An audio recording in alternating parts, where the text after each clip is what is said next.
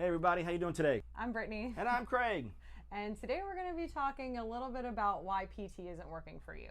Now this is a deep conversation. You can get into the weeds on this. We're going to keep it pretty simple today.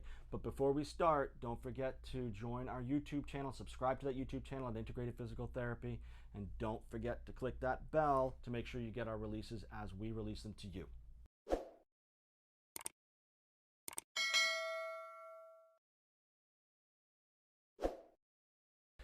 So Brittany, why does PT sometimes not work? All right, like you said, there's so many different reasons, but I'm going to go with what I consider the most important main one is that you're just not doing it right. And then who's you? What do you mean you're not doing it right? Who's the you in this conversation? So the you would be in my world right now. I'm talking about the patient doing the PT. Okay.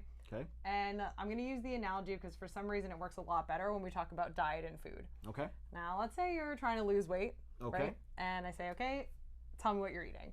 McDonald's. Right. But you had a salad for breakfast on Monday and then you had McDonald's for the whole rest of the week, right? Right. So that should work. Absolutely. I had my salad.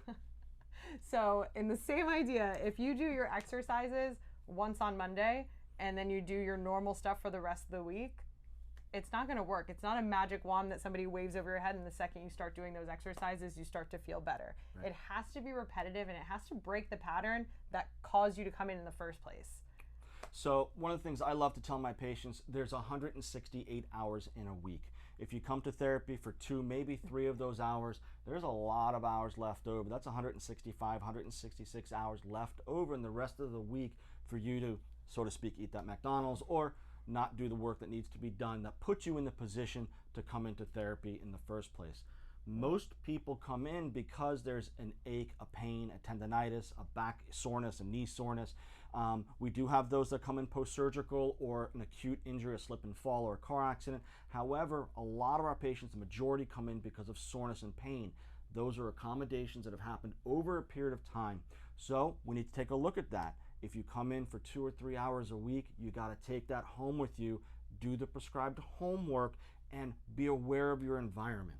Yeah, and you'd be amazed at how even the smallest change, let's say standing up from your desk every hour and just doing 1 minute, 30 seconds to a minute of a certain movement just to get your blood flow, get your body moving, counteract that static position, that's the game changer. It's not the hour that you put in of exercises and stuff like that. They've even done studies when it comes to actual like working out and weight loss, that it's better to do 3 10-minute segments throughout the day than 1 30-minute session. So what happens, you do your 1 30-minute session, you eat your 1 salad, and then you do whatever you want for the rest of the day. Versus, okay, I have all these healthy little habits throughout the day, and now my body's getting more movement, getting more blood flow, and it's counteracting, like I said, sitting at your desk, doing something funky with your body that your body just doesn't love. This is what we talk about in integrated physical therapy, is a holistic view to healthcare.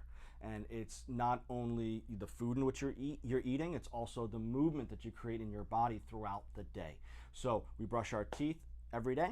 We brush our teeth in the morning, in the afternoon, and at night, hopefully. And we're going to do the same thing with our movement and our exercises. And I'm not saying we need to do 20 burpees every morning, afternoon, and evening, but we do need to get up and stretch. We need to get out of that sitting position.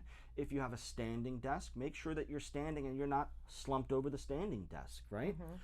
And like Brittany just said, take your homework and do them periodically throughout the day. We'd rather see 5 or 10 minutes of exercises 5 or 10 times during the day rather than one big bout of 30 or 40 minutes in the morning.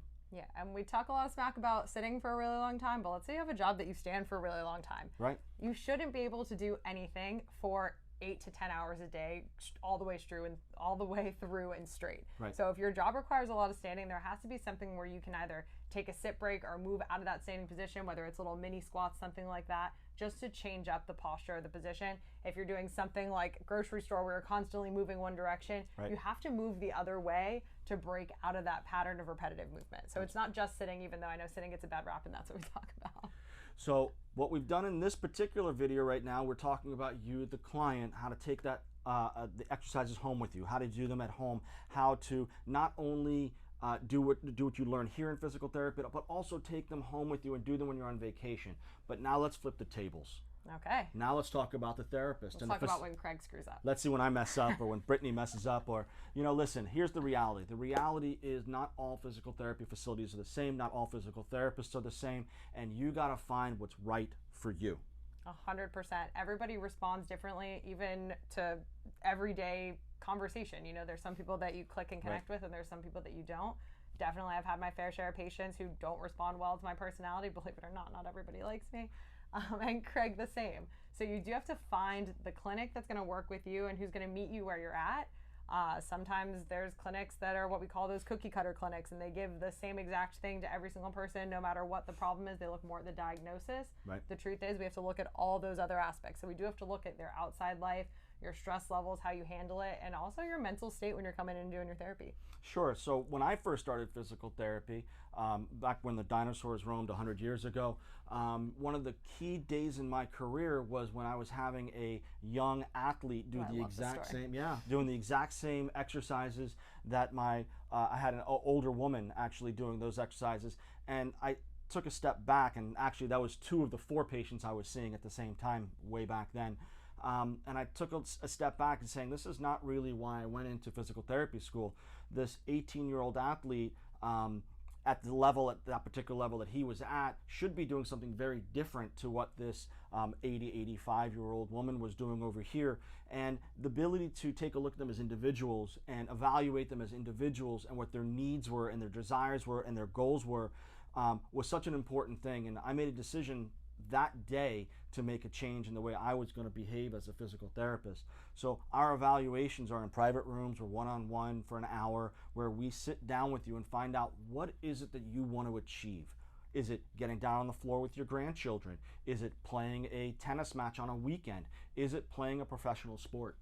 Yeah, and that kind of ties into one of my other things that I think about therapy is having specific goals is so important. If your only goal is to get rid of pain, that's not a goal. Obviously, everybody wants to get rid of pain. Nobody wants to have pain, but it needs to be something like Craig said, getting on the floor to play with your grandkids. If you have some light at the end of the tunnel that's going to motivate you to get there, you are 100% more likely to work for what you want. If it's just get rid of pain so that I can feel a little bit better, it's never going to happen. You need to be specific and get specific in those goals. And we can help you. We can absolutely help you with that. And if the goal is to get on the ground with the grandchildren or play a professional tennis match, soccer match, volleyball match, whatever it may be, is those goals are broken down into smaller pieces, right? It's not from A to Z in one spot. It's A to B, B to C, and we break them down into small achievable goals so that the emotional aspect of your therapy is a big part of it. Yeah, you have to feel those little successes along the way, and we celebrate them here a lot. I know sometimes I have patients with a little board that says their milestones on them because it is a big deal. You don't realize what you take for granted until you get it back. So you as the client, you as the customer, shop around. Make sure that you find the right facility that belongs to you. Obviously, we're very biased. We love our staff here and our clinics here in North Miami and Hallandale. All of our therapists are licensed. We don't use any unlicensed people here. But find the place that is right for you. Yep, and make sure that you put in the work because it's a 50-50 road. It is. We'll put in our work. I guarantee you that here. But we need you to put in your work and be held accountable as well.